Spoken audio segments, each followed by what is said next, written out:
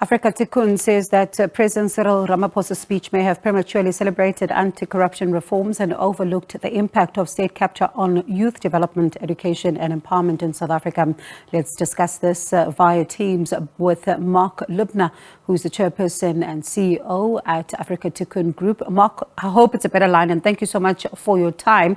Let's just start with what we just heard now from the Gauteng Premier. Some 32,000 young people who are going to be put in positions of either being a teacher's assistant or a general assistant. They come at the back of the many others that would have been given employment letters. The Premier says it is sustainable. In your view, is it? Yes, I think I applaud initiatives like prematurely. Rather than simply just handing out an extension to the SRD grants, giving individuals something to wake up for every day is critically important. You're giving people a sense of being, and in particular where I think this could be very relevant is if this leads to further skills training around teacher assistants. The necessity for extra support staff in schools is very apparent. And in particular, if what we are going to be successful of engaging those who are disabled into mainstream schools, then the support of such individuals, teacher assistants, is going to be critical. So I applaud initiatives like this.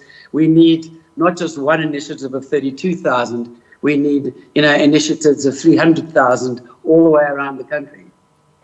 And, you mentioned something very critical, that we need more of them. And I mean, we've seen various initiatives. You think about the YES program, for example, the ETI, the NSF, among others. And I wonder how much of a dent, if at all, have these made on unemployment? Yeah, it's definitely helped individuals to, mobilize themselves out of their homes, out of their shack environments and into the working environment. So from that perspective, has it given more exposure? Most definitely. Has it had a positive long-term effect? Regrettably not. Right at the inception of this, a number of us were concerned that you're going to take individuals who are on the 480 Rand a month grant, you're going to put them into the YES initiatives, earning themselves 3,500 odd Rand, and then at the end of the year, they're going to have to go back to their default position, unemployed, earning 480 Rand, but they've created lifestyles around the 3,500 Rand. So I don't think that's necessarily been thought all the way through, regrettably. I think the program, while well-intentional, was too little too soon, too little too late, I should say, rather. I think what I believe is that programs like this are now being mature. And you've got some very competent management now heading up the YES program. Rani Naidu is thinking much more long-term than necessarily just a quick one-year brief sojourn into the working environment. And let's take it a step back now to the president delivering his State of the Nation address. I was in conversation with an analyst just a few days ago who was saying that, the much popularized now hypothetical story of Tintswalo, who has benefited from various government initiatives and programs, for her to then be able to get to a point where she now has a job and is able to feed her family. That story should have also been juxtaposed with the reality of many other South Africans who would try to, get into some of these programs and all of that, but simply aren't being able to. Do you agree with the sense that we should have been presented with a two-sided story, or is the one enough?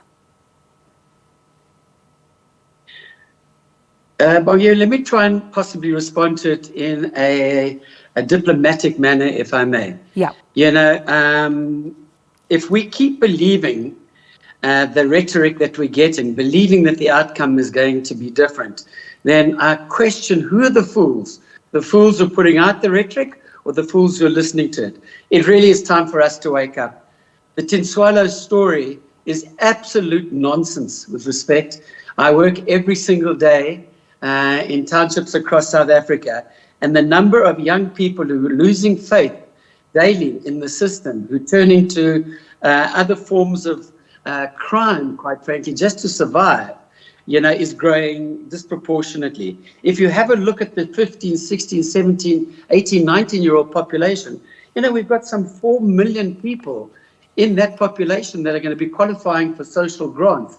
The social grant program, whilst very good in providing emergency relief, once again, it's not part of a much longer term strategy leading to gainful employment, gainful skills creation, and a motivation to work necessarily with the private sector and civil society, importantly, at the same time. There are wonderful initiatives that are going on. You've got people like Adi Enthoven and Adrian Gore leading initiatives that are bringing the private sector and government together. But the civil society organizations who work with these youth every day are not part of the equation. We're making the same error. We're not bringing the youth and the voice of the youth into the debates around what are the solutions. And until we do that, we're going to completely alienate the youth of our country. The outcome is, as we all talk about, a ticking time bomb. You can't ask young people to keep buying the tin swallow rhetoric. 90% of them are sitting at home saying, what a lot of nonsense. What about me? How's that affected how's the current situation affecting my life? And Marc, there's something else that we often don't speak about, and you've just alluded to it right now, is what does it do to the psyche of a young person who's pinning their hopes on a better life and hoping to then be able to get access to anything? You think about the economics, for example, of looking for a job. Sometimes they have to fill up Z83 forms. They've got to get to an internet cafe to be able to print. They've got to be able to catch a taxi to get to the job interview. What does it do to their psyche if they then continue to be faced with rejections?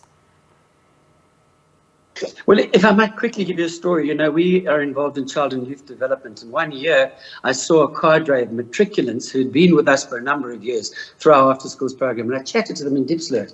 And I got a deep understanding of just how difficult it is to come from Diepsloot into Sandton looking for work. Never mind the cost of transport, which they don't have the cash for. To actually prepare, as many of them would like to, for jobs. Well, those that are smart enough to have smartphones don't necessarily have access to the internet.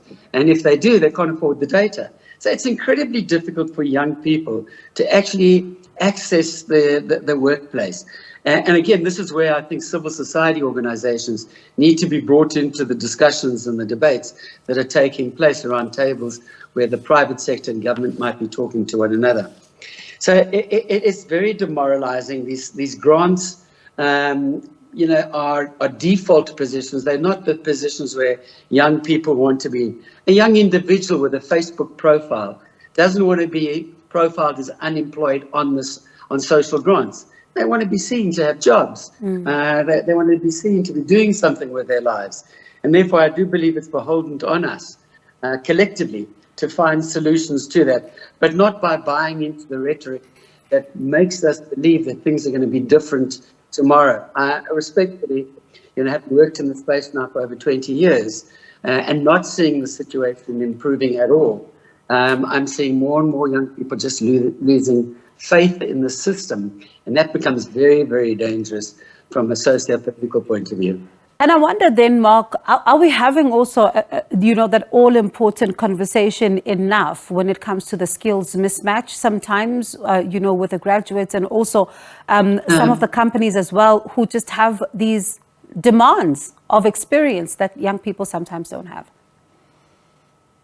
Yeah, and I must say, I'm going to hold the private sector, who's an incredibly generous sector. The CSI spend, we know, is in the order of about 12 billion, which is a lot of money to ask shareholders to give up to go into stuff that government effectively should be doing. But nevertheless, let's give them compliment for that.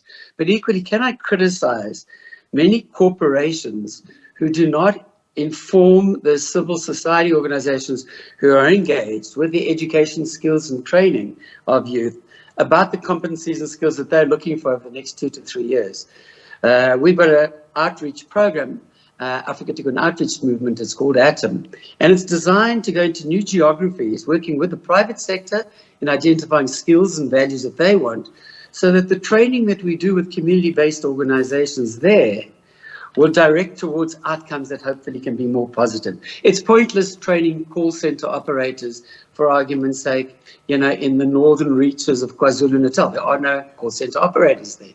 Let's rather look at the agricultural skills that are required.